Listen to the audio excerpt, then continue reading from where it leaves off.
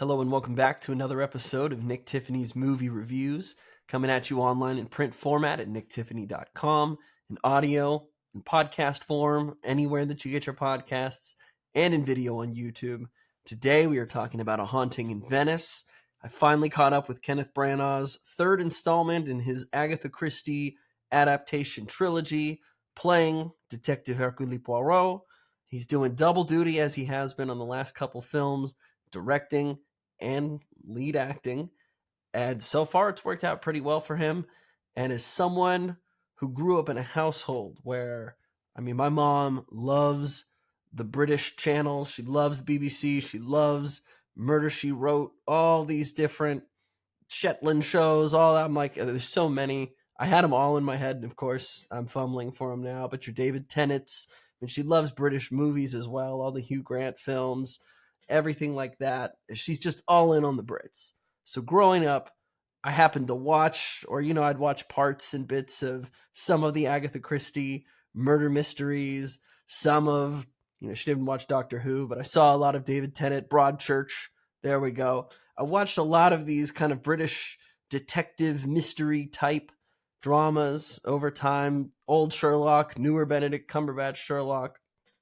And this film, this latest Haunting in Venice, is far more in line with a lot of those productions. And I mean that in a mostly complimentative way.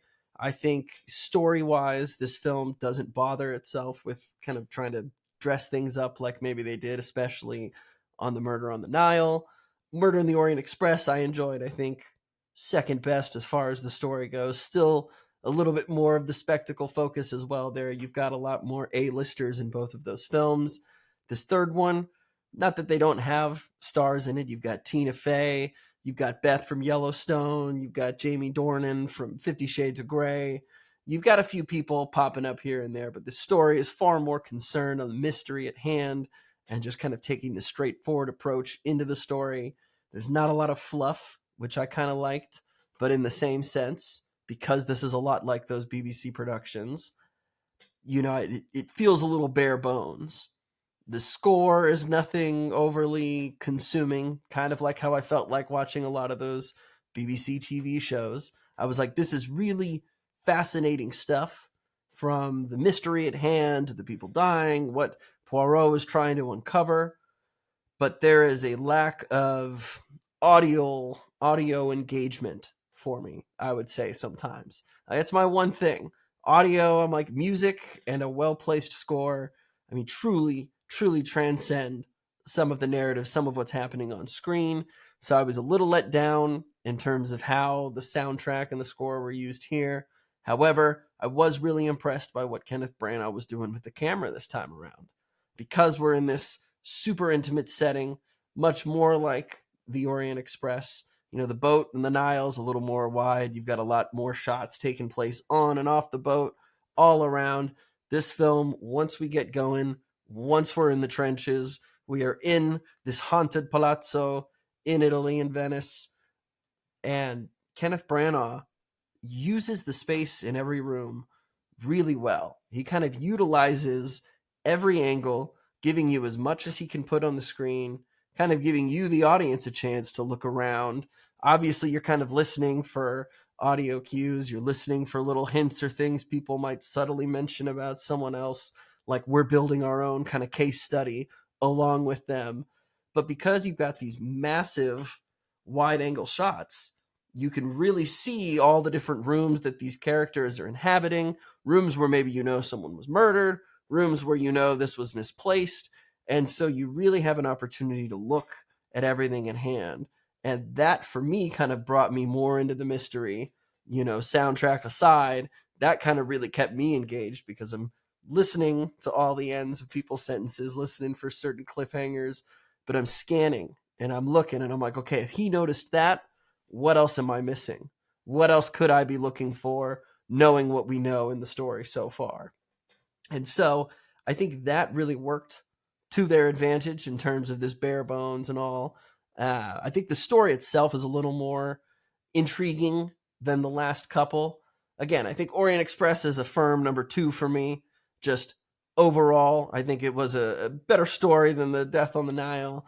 This one, super layered, a lot of moving pieces, and it does so in a really natural way. It didn't feel like it was overly long, and it didn't feel like it was too short. We kind of proceed along with the mystery as we go, and it was just far more intriguing. It's kind of post-war, and so you've got this Poirot who's retired at the beginning of the film. You know, he's kind of seen too much death and despair. Everywhere he goes, somehow some impossible situation occurs that he must solve. I'm sure there's also this side too of you want to retire on a win. You don't want to retire being bested by someone else. And so that's kind of where our story takes place. Tina Fey's murder novelist writer comes to try to coax him out of retirement.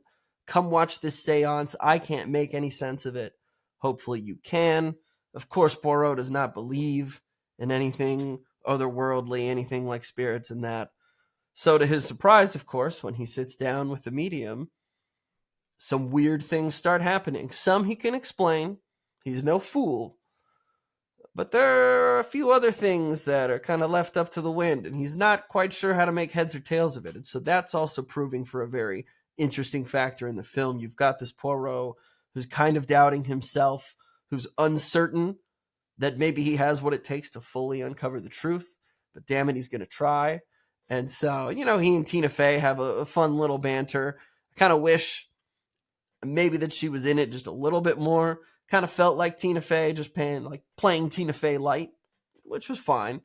Again, Poirot was kind of the main star here. He truly is the anchor through and through. Everything kind of rests on his shoulders, and as the audience, we certainly engage with that. So I don't know. I really did enjoy this. I am always a good mystery fan. I'm a sucker for something that kind of turns my head a little bit, or I'm like, I did not see that coming. I did not even consider that as a possibility. And so this film, more than the others, really kind of had me guessing along and kind of feeling like, where is this going to end up? I'm kind of curious, you know? So I think for all of those reasons, it's definitely one I would seek out. I think he's kind of found his stride both as a director and playing the character of Poirot. And so, you know, in 6 years, he's put out 3 of these movies.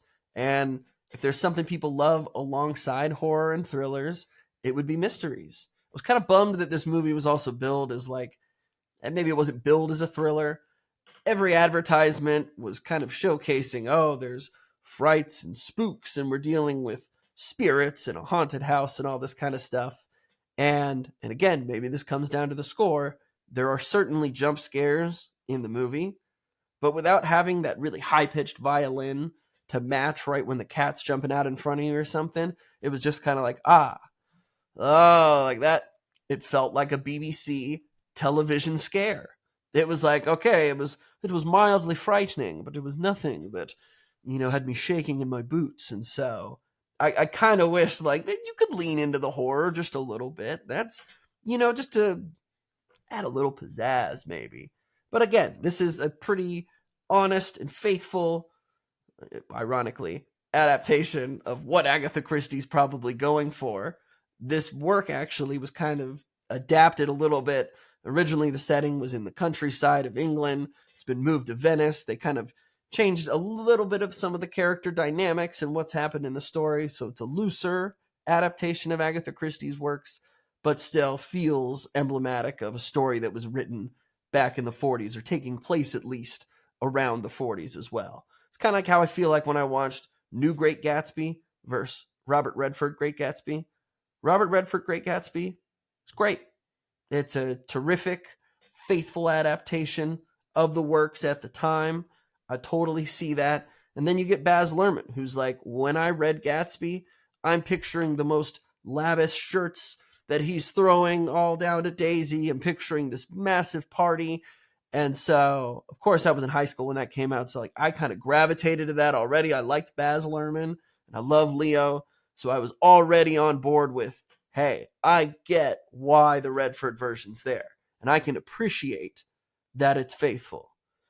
But it also kind of bored me. And I'm just, you know, it's just, I hope I don't catch fire for that. But it was just like reading the book, maybe. And then watching the spectacle is like, wow, that took my imagination and even blew it up even more. So, I'm torn because I did like this. Probably I enjoyed this more than I would enjoy watching the Redford Gatsby, if that's worth anything.